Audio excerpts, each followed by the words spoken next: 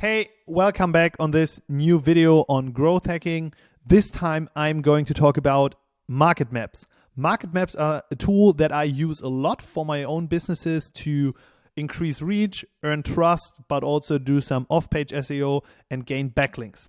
So what are market maps? Market maps are graphic overviews of a category, for example, or a tool overview. And in my cases, I have two examples. First one about VC stacks. So I categorized and collected all of the tools for VC and angel investors. And on the other hand, for BaseTemplates, I created the startup fundraising market map that helps founders see which tools and services they can use to raise funding for their startup. And as you can see, I picked all the logos in the different categories, put them on this graphic overview, and then I could use that and promote that through different channels, but we are going to talk about this a bit later. So when I first thought about the market maps, obviously they have been all around the web for different areas, but I thought about this for myself. And market maps are they are easy to build because you are just aggregating data.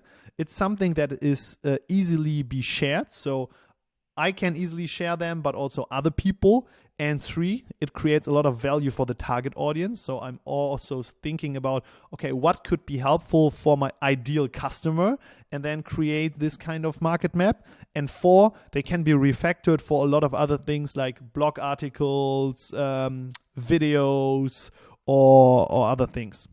And for me, it's about 4 things. So first of all, I want to increase my reach. And obviously, the reach will be increased through social mentions, but also PR opportunities, email newsletters that are talking about the market map, and a bunch of different things. The second thing is trust.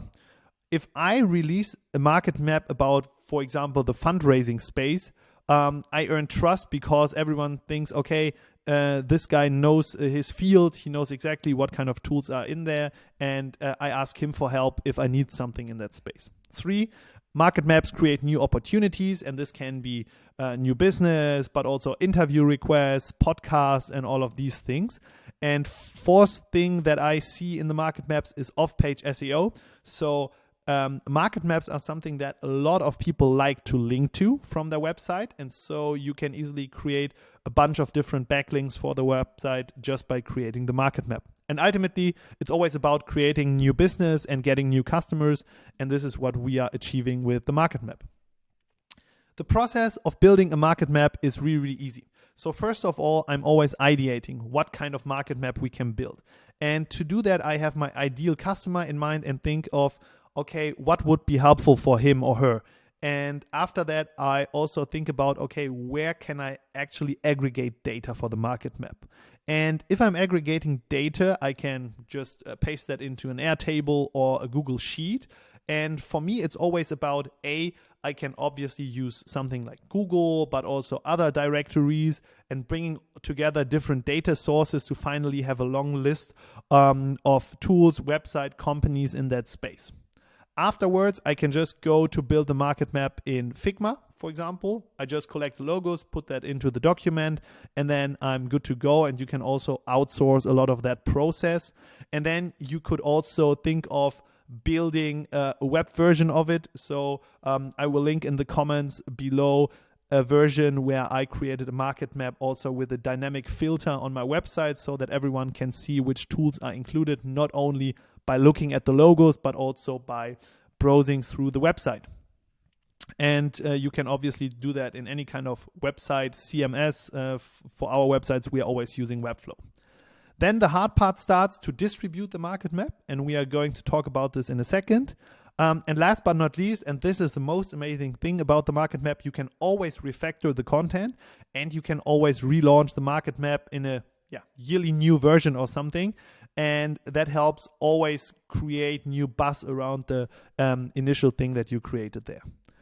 In terms of distribution, I'm using 3 main channels. So first of all, socials. You can use things like Twitter, LinkedIn, post stuff there, Reddit, Product Hunt, and also websites that are particular for your space. So be creative in how you are distributing the market map.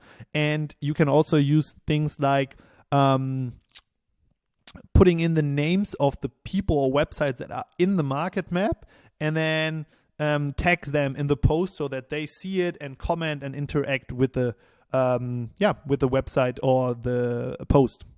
In terms of own channels, you can use your own newsletter, your own blog, your own socials, and you can also create your own website subpage to show the market map.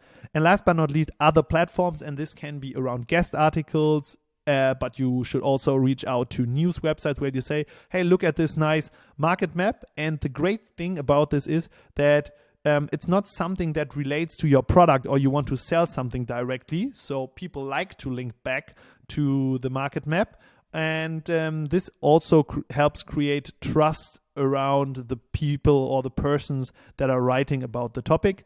And last but not least, you can also try to use everyone who is on the market map as a person or company to distribute it. So in this example, I wrote an automatic email to everyone who's on the map that said, hey, look, you are mentioned on the map. If you want, you can share on LinkedIn, Twitter, or any other platform of your choice.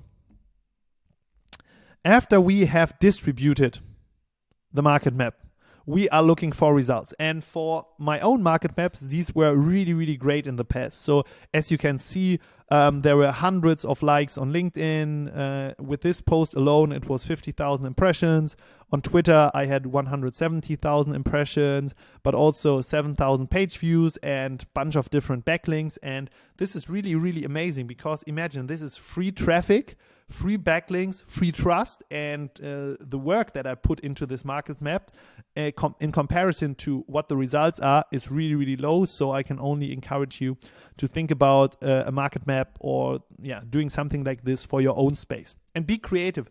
A market map doesn't need to be as big as my examples, but it can also be this like very, very small graphic overview of, startups in a specific space.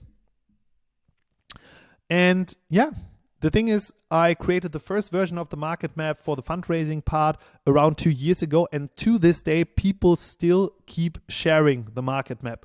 So on the one hand, it's the companies themselves that are listed on the map and you can tap into all of their following. Individuals are sharing it, but also people who are refactoring it to create content for their own LinkedIn. And in this case, they are always mentioning you and your company as a creator of the market map, and you can also tap into the comments. And comments is also something really, really interesting here because you can create a lot of interaction by saying, hey, who should be on this market map? And then a lot of people will reach out to you because obviously you will miss a ton of people and everyone wants to be listed on this free marketing tool. Thank you so much for listening. I hope this was helpful. And if you want to learn more about growth hacks, make sure to subscribe below and see you in the next video.